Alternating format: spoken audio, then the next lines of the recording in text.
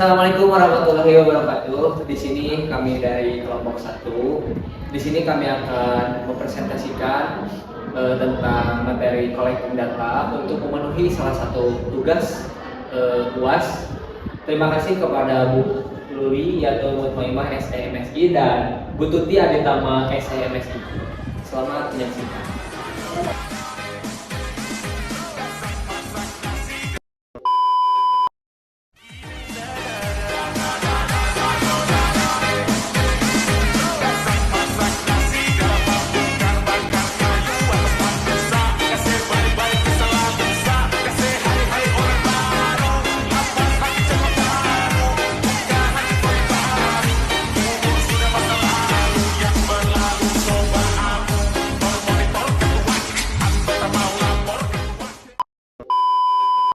Oke baik, di sini saya akan menjelaskan mengenai collecting data atau pengumpulan data. Nah, di mana collecting data ini merupakan tahapan awal dalam statistika dan ini juga sangat penting.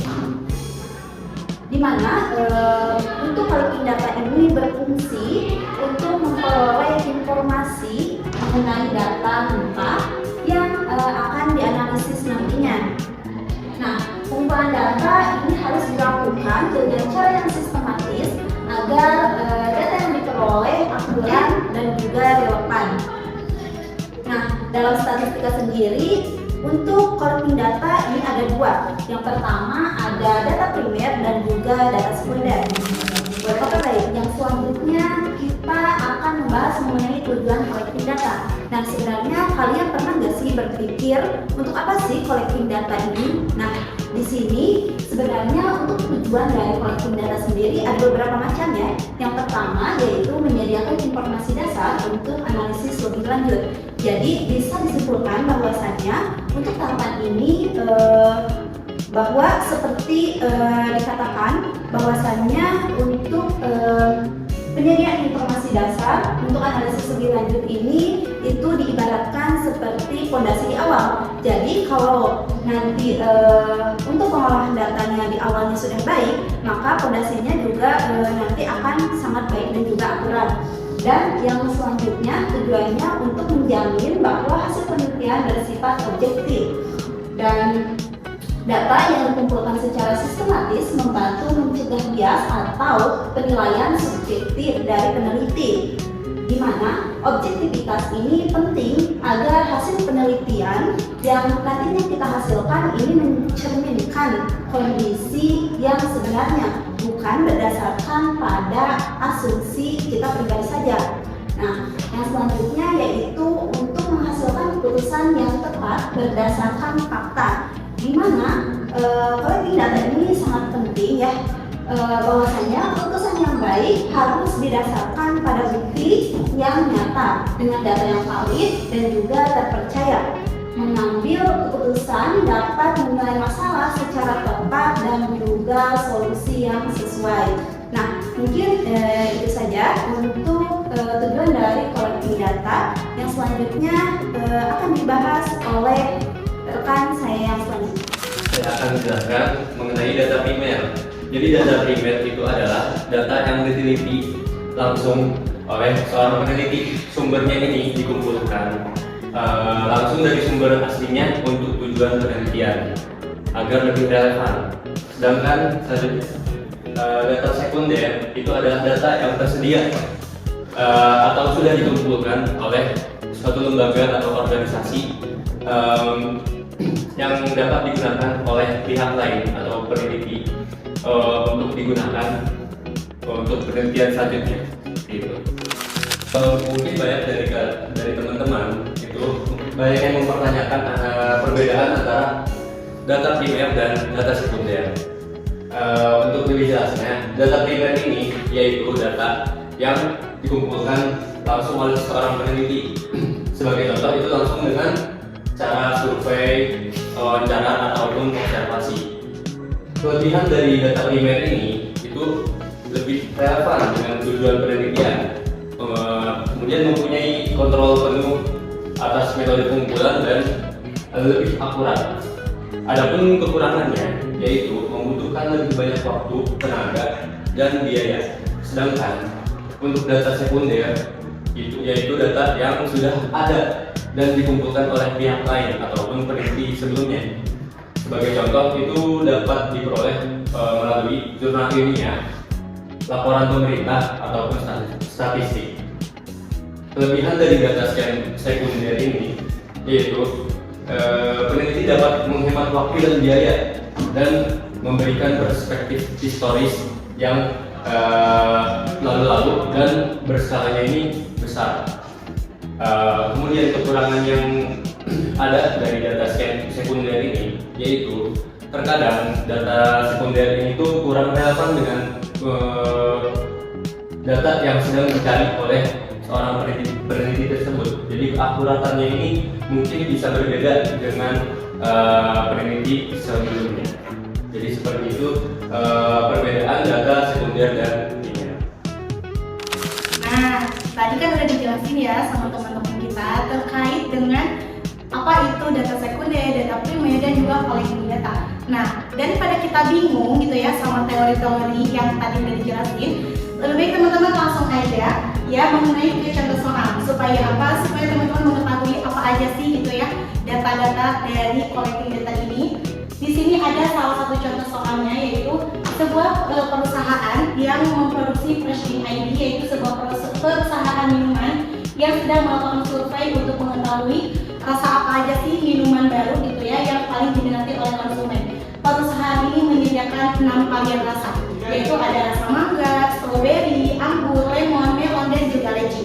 Nah, di sini survei yang telah didapatkan yang dilakukan secara acak dan diperoleh hasil-hasil berikut ini. Yang pertama, mangga menunjukkan angka di 140, lalu stroberi ada di 95, anggur 210, lemon 175, melon 120, dan juga leci di 160.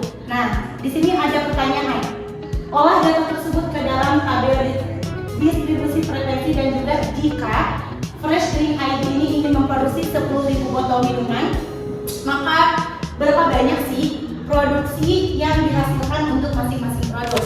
Nah, untuk kali ini kita langsung saja membahas ke jawaban dari contoh soal dari data tersebut. Nah, untuk caranya, dari sini sudah ada data-data tersebut. Teman-teman cukup mendistribusikan aja dari setiap jumlah atau juga totalan dari setiap varian rasa. Nah, di sini contohnya adalah ada rasa mangga. Teman-teman cukup di rasa mangga ini ada data jumlah 140, lalu dibagi ke angka 900. Nah, nanti supaya mendapatkan dari persentase dari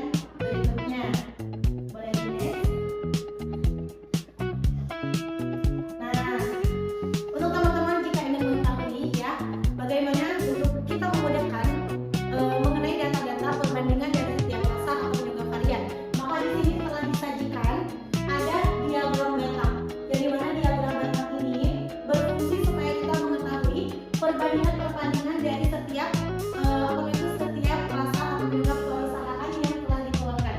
Maka di sini sudah ada tertera dari setiap form itu varian rasa. Di sini sudah ada mangga, strawberry, anggur dan juga seterusnya. Dan juga ini telah memunculkan angka sesuai dengan jumlah yang diberikan dari perusahaan, yaitu ada di angka 140, 95%, 210 dan juga seterusnya. Ini berfungsi diagram batang ini supaya teman-teman mengetahui gitu ya, data-data yang lebih simpel, efektif dan juga tentunya lebih mudah untuk dipahami. Mungkin itu saja yang bisa saya sampaikan mengenai contoh soal dari collecting data. Semoga untuk soal kali ini membawa teman-teman untuk ilmu baru dan juga tentunya menambah wawasan baru. Sekian, terima kasih. Wassalamualaikum warahmatullahi wabarakatuh. Oke, baik. Setelah dijelaskan oleh rekan-rekan saya mengenai collecting data, saya akan membacakan kesimpulannya. Nah, jadi secara keseluruhan, collecting data ini adalah langkah dasar yang menentukan kualitas keputusan selanjutnya. Nah, jadi ketika data dikumpulkan dengan cara yang tepat, baik melalui observasi, wawancara, dokumen maupun instrumen lainnya, jadi informasi ini dapat diperoleh ini menjadi bisa lebih akurat dan bisa diandalkan tentunya.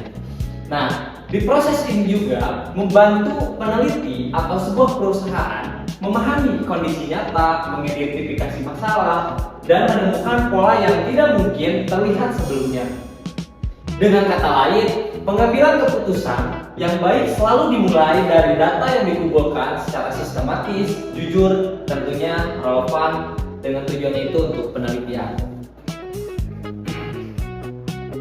Terima kasih, sekian dari kelompok kami. Mohon maaf bila ada kekurangan dan kesalahan. Wabillahi taufiq wal hidayah. Wassalamualaikum